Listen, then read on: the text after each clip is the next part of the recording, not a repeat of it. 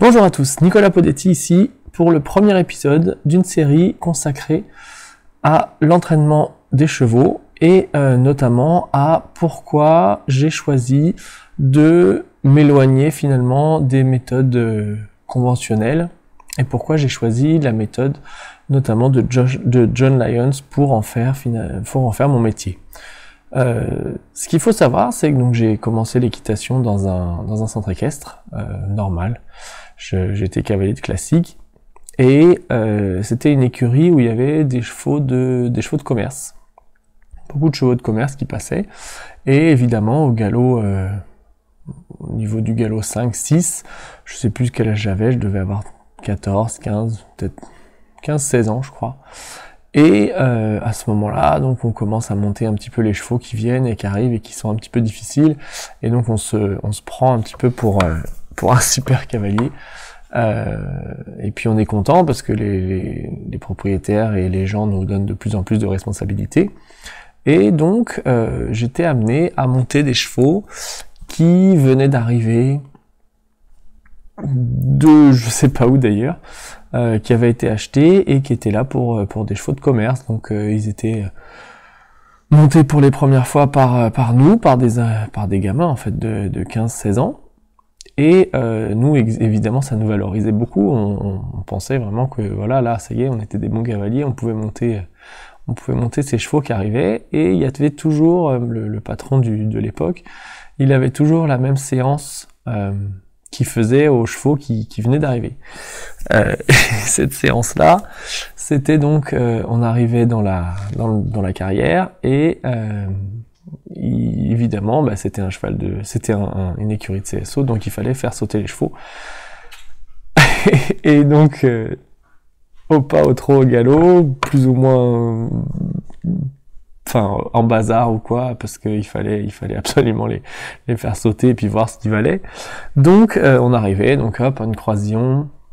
On sautait une fois, deux fois, hop, vertical, après le vertical montait, on continuait de sauter, et puis ensuite, hop, un sous-bassement, donc en général, là, le cheval, il commence à se dire, où est-ce que je suis arrivé, on m'amène ici, je connais rien, on me fait sauter, bon, sous-bassement, auxerre, et puis continuer, jusqu'à finalement ce que le cheval, il soit en faute à ce moment-là, et qu'il se plante. Et là commençait la séance, la fin de la continuation de la séance, où à ce moment-là on sort les cravaches, on y retourne, le cheval est planté parce qu'il s'est fait peur, parce qu'il a plus envie de sauter le sous-bassement, et puis on finit tant bien que mal par finir par ressauter la mini-croix du début, et puis bon voilà, ces séances-là ça se faisait beaucoup. Et un jour, je sais pas pourquoi ce cheval-là, mais donc j'avais un cheval que je connaissais pas plus que ça, hein, mais qu'il a fallu que je fasse sauter comme ça. Et donc j'ai sauté, hop, le croisillon, le vertical. Je sentais qu'au niveau de ses capacités, il n'était pas illimité, on va dire. Je savais bien qu'on allait aller vite au plantage. Mais bon, on a continué de me dire, allez, il faut continuer, il faut sauter. Et évidemment, ce qui est arrivé, il a planté, il n'a pu sauter les obstacles, et puis impossible, donc j'ai su retourner, jusqu'à ce qu'on repasse à un petit croisillon, et donc on enlève donc le gros vertical. Et là, vraiment, à la fin de cette séance-là, alors je sais pas pourquoi cette séance-là, mais j'ai senti que j'arrivais à la fin de cette façon de faire. Je suis descendu de cheval et au fond de moi, j'avais vraiment la sensation que plus ou moins j'avais abusé le cheval en fait. Parce qu'il était arrivé là, juste là, à l'instant en fait. Il était descendu du camion et puis on me dit vas-y monte-le. Et puis tu vas le faire sauter, et pour moi ses capacités elles étaient au max là, et il fallait arrêter là et puis le laisser sur une bonne séance. Mais non, on m'a dit non, continue. Et je me souviens à la fin de cette séance là, quand je l'ai ramené au licol, je me suis vraiment senti mal et je me suis même mis en fait à pleurer. Alors ça faisait longtemps que j'avais pas pleuré, je devais avoir quand même 15 ans et j'ai fondu en larmes en fait en me disant que vraiment c'était pas juste pour le cheval de lui faire ça. Et non, c'était pas juste, c'était pas justifié, c'était pas normal, on aurait dû s'arrêter avant et on aurait dû lui faire comprendre que ce qu'il avait fait c'était bien et qu'il n'avait pas eu besoin il n'y avait pas besoin d'entrer dans autant de conflits, autant de bagarres pour rien en plus, parce qu'à la fin, le cheval, voilà, donc je me suis vraiment senti mal en racontant, c'est bizarre ça. Et là, à partir de là, je me suis dit, c'est plus possible, je peux pas continuer à faire ça et je peux pas continuer à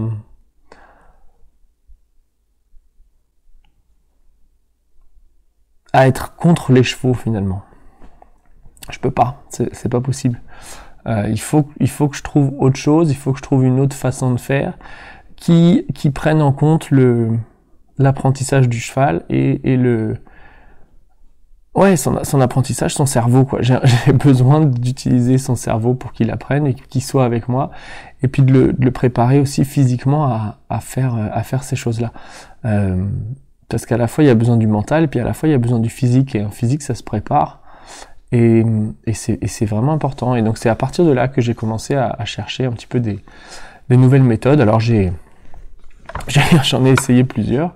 Je suis passé un peu évidemment par l'éthologie. C'était les commencements à l'époque. Ça venait d'arriver. C'était la méthode Parelli qui était arrivée en France. Donc la Sens commençait à commercialiser un petit peu les coffrets Parelli. Et j'ai fait ça pendant un petit moment. Ce qui m'a manqué assez vite chez Parelli, c'est le côté équitation, parce que j'ai senti, donc avec l'éthologie maintenant,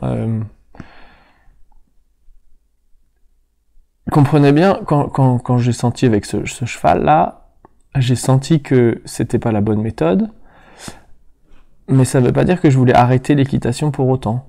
Je voulais réussir à expliquer au cheval ce qu'on attendait de lui, à continuer de faire de l'équitation, à continuer de faire des performances, ou des chevaux qui sautent, ou des chevaux qui dressent, ou voilà, mais d'une autre façon.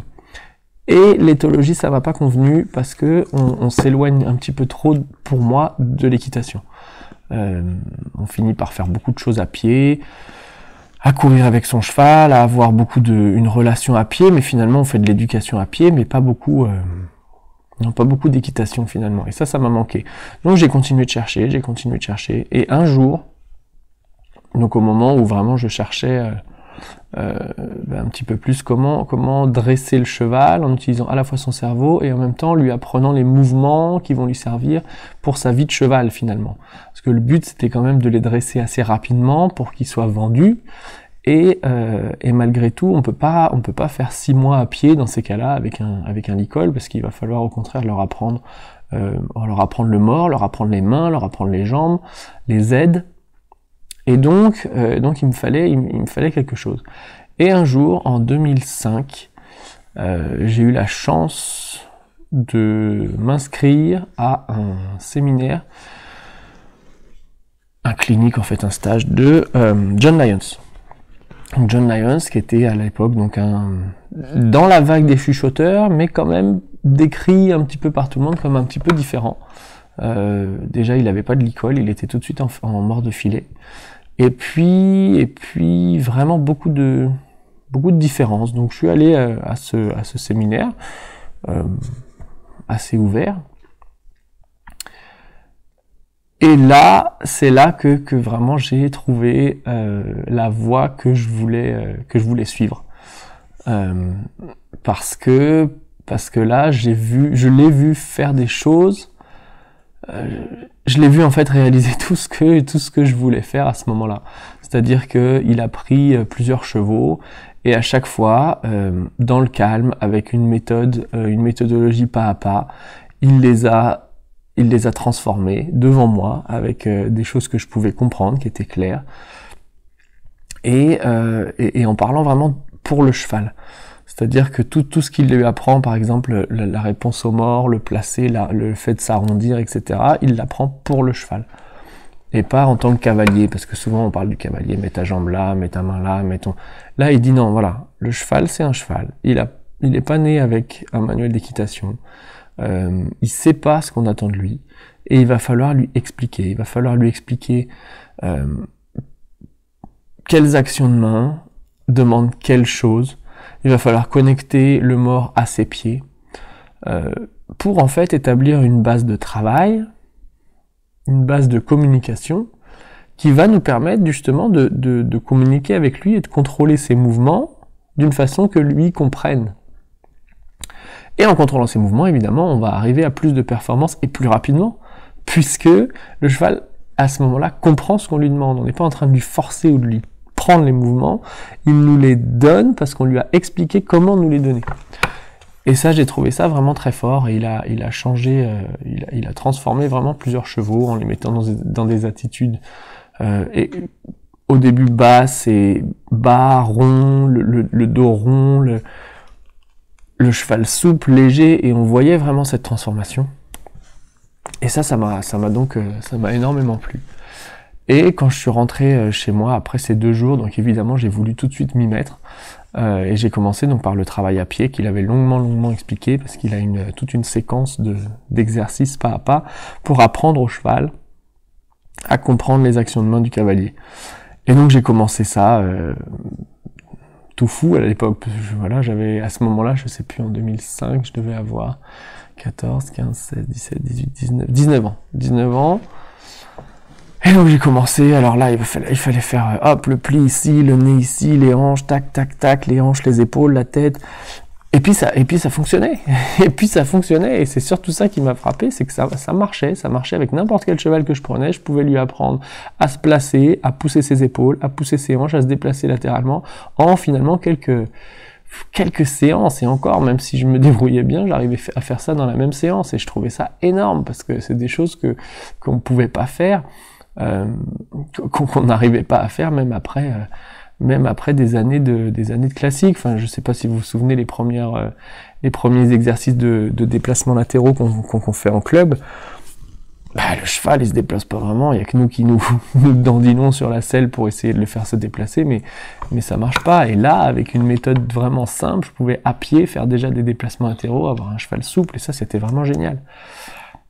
Et puis donc c'est ça qui m'a amené à m'intéresser un peu plus à cette méthode-là. J'ai essayé de lire tout ce que je pouvais, apprendre tout ce que je pouvais. Et puis finalement, je suis parti aux États-Unis pour me former selon cette méthode-là, que j'ai enrichi évidemment de mon expérience, mais c'est ça qui me sert tous les jours.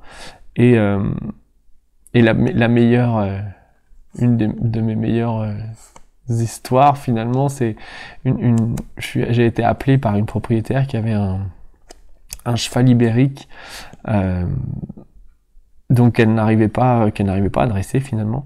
Elle était toujours en reine allemande, en enraînement, donc la tête du cheval très en l'air comme ça, et donc une vraie girafe avec des allures complètement étriquées, un cheval qui n'arrivait pas du tout à se détendre. Et puis donc elle avait été conseillée, enfin on me l'avait conseillé, non plutôt quelqu'un m'avait conseillé auprès de cette personne-là. Donc elle ne me connaissait pas. Et donc je suis arrivé, alors évidemment je revenais des États-Unis, et puis de toute façon je monte en jean, donc j'avais mon jean.